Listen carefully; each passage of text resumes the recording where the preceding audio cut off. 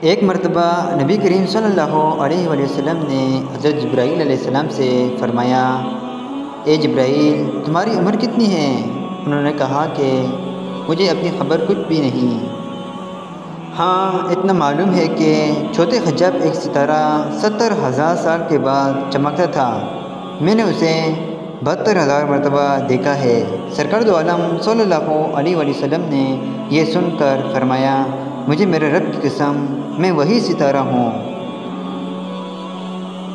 رسول اللہ صلی اللہ علیہ وآلہ وسلم نے فرمایا، مومن کی مثال پودے کی پہلے نکلی ہوئی ہری شاخ جیسی ہے کہ جب بھی ہوا چلتی ہے اسے جھکا دیتی ہے، پھر وہ سیدھا ہو کر مصیبت برداشت کرنے میں کامیاب ہو جاتا ہے۔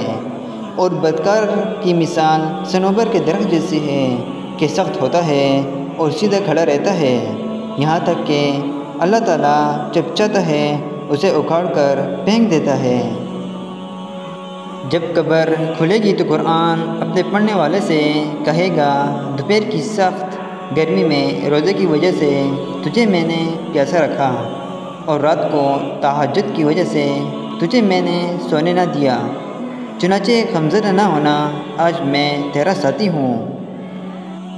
مکے میں ایک رات میرے گھر کی چٹ پٹی، اس میں سے حضرت جبریل اترے، انہوں نے میرے سینے چاک کر کے آب زمزم سے دھویا، پھر ایمان و حکمت سے بھرا ہوا سونے کا ایک تشت لا کے میرے سینے میں ڈال دیا اور سینہ بند کر دیا، پھر وہ میرا ہاتھ پکڑ کر مجھے آسمان دنیا کی طرف لے کر چڑھنے لگے۔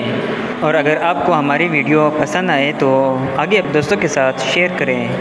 مزید ایسی ویڈیو دیکھنے کے لیے ہمارا چینل سبسکرائب کریں۔